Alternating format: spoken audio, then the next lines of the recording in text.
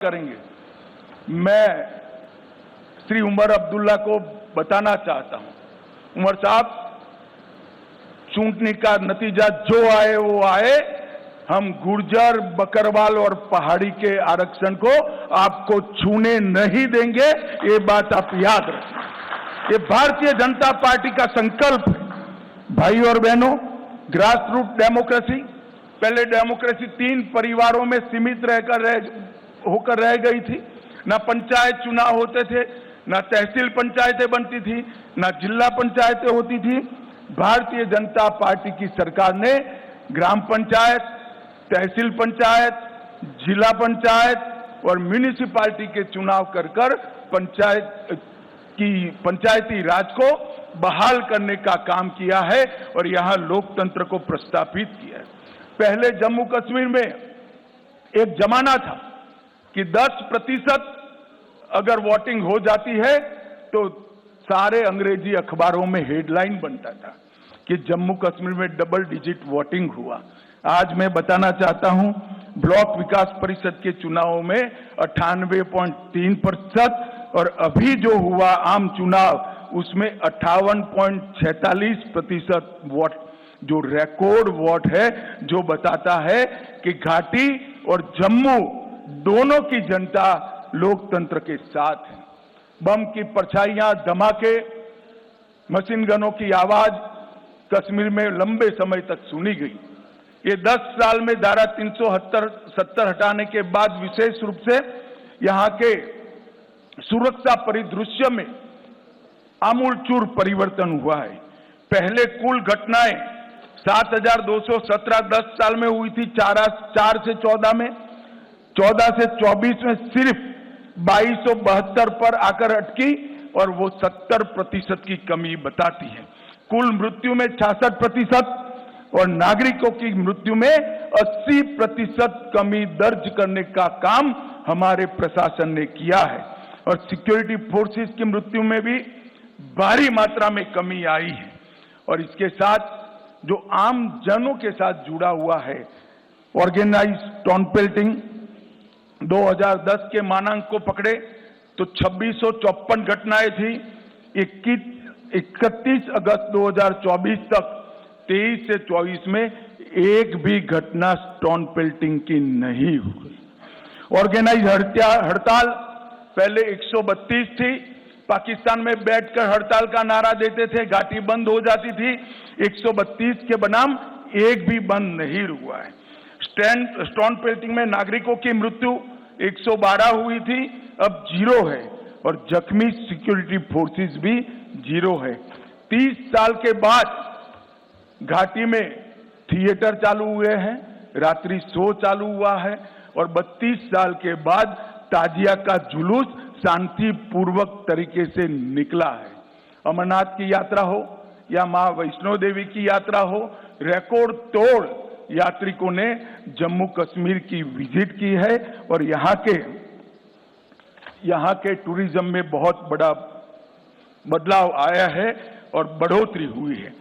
संपूर्ण terror ecosystem को ध्वस्त करने के लिए ढेर सारे काम करे गए और अभी मैं एनसी का घोषणा पत्र पढ़ता था, मुझे तो आश्चर्य हो रहा है, कोई पॉलिटिकल पार्टी इस प्रकार का घोषणा पत्र जारी करती है और कांग्रेस जैसी राष्ट्रीय दल इसका मौन समर्थन करती। मैं राहुल गांधी जी को पूछना चाहता हूं कि आप देश की जनता के सामने और जम्मू कश्मीर की जनता के सामने स्पष्ट करें, आपका मौन धारण करने से कुछ नहीं होता। क्या नेशनल कॉन्फ्रेंस के एजेंडा के साथ कांग्रेस पार्टी सहमत है या नहीं है? आप हाँ या ना में जवाब दीजिए। मुझे मालूम है वो नहीं देंगे, मैं बता देता हूं, वो पूर्णतया सहमत है। क्या एजेंडा है? पत्थरबाजी की घटना करने वालों को हम छोड़ देंगे, टेररिज्म के केस में जो जेल में, इन पर पुनर्विचार करेंगे, जो टेररिस्टों के सगे संबंधी पर कठोर कार्यवाही की है इस पर पुनर्विचार करेंगे, फिर से 2 झंडे प्रस्तावित करेंगे।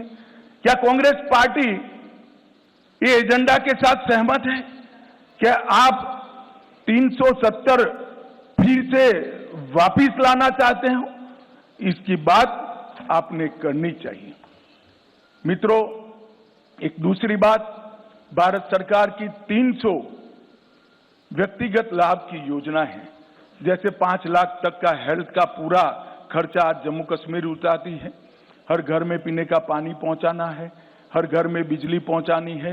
इस प्रकार की 300 अलग अलग व्यक्तिगत लाभ की योजना है। 300 में से 259 में जम्मू कश्मीर देश में नंबर 1 पर है, नंबर 1 पर है। इससे मालूम पड़ता है कि पूरा परकोलेशन और हम 100% सेंचुरेशन की दिशा में आगे बढ़ रहे हैं। अगर जम्मू कश्मीर की जनता हमें मैंडेट देती है तो मैं विश्वास के साथ कहना चाहता हूं कि अगले 2 साल में 100% सैचुरेशन हम कर दिखाएंगे। भाई और बहनों, हमने जम्मू कश्मीर के चुनाव घोषणा पत्र में ढेर सारे संकल्प लिए हैं, मगर मैं फिर से एक बार कहना चाहता हूं, हमारा सबसे बड़ा संकल्प है शांतिपूर्ण, सुरक्षित, विकसित और समृद्ध जम्मू कश्मीर का निर्माण करना। भाई और बहनों, ये 10 साल में जो हुआ है, हम काफी मंजिल के काफी नजदीक। एक बार जम्मू कश्मीर की जनता का, आवाम का अगर हमें आशीर्वाद मिल जाता है तो मैं भरोसे से कह सकता हूं, भारत के बाकी हिस्सों की तरह यहां के बच्चे भी भारत के विकास में योगदान भी देंगे और जम्मू कश्मीर में सच अर्थ में स्वर्ग बनाने का काम यहीं के युवा करेंगे। हमने तय किया है कि महिलाओं के उत्कर्ष के लिए कई सारे निर्णय करेंगे। हम मां सम्मान योजना के तहत सबसे वरिष्ठ माता को, घर में एक वरिष्ठ महिला को, बहन को प्रतिवर्ष 18,000 रुपये की सहायता उनके जीवन यापन के लिए देंगे। महिला स्वयं सहायता समूहों के लिए अब तक के बैंक ऋण को हम सहायता देकर माफ करने की योजना करेंगे। उज्ज्वला के सारे लाभार्थियों को 2 LPG सिलेंडर हम मुफ्त देंगे। जम्मू और कश्मीर में पंडित प्रेमनाथ डोगरा रोजगार योजना के तहत 5 लाख रोजगार के अवसर पैदा करेंगे। प्रगति शिक्षा योजना के तहत प्रतिवर्ष DBT के माध्यम से कॉलेज के विद्यार्थियों को 3,000 रुपया ट्रैवलिंग अलाउंस देंगे। जम्मू और कश्मीर के युवाओं को JKPSC और UPSC की प्रतियोगी परीक्षा में सक्षम बनाने के लिए 2 वर्षों के लिए 10,000 तक की कोचिंग फी का रीएम्बर्समेंट करेंगे। परीक्षा केंद्रों तक ट्रैवल कॉस्ट को हम रीएम्बर्स करेंगे। दूर दराज के क्षेत्रों में उच्चतर माध्यमिक कक्षाओं को जो छात्र छात्राएं हैं, जिसका सबसे बड़ा फायदा पीर पंजाल की और दोनों और पहाड़ी क्षेत्र में रहने वाले लोगों को होने वाला है, उनको हम 3 क्षेत्रीय विकास बोर्ड का हम स्थापना करेंगे। पीर पंजाल की जम्मू की ओर सारी संभावना है टूरिज्म को डेवलप करने की।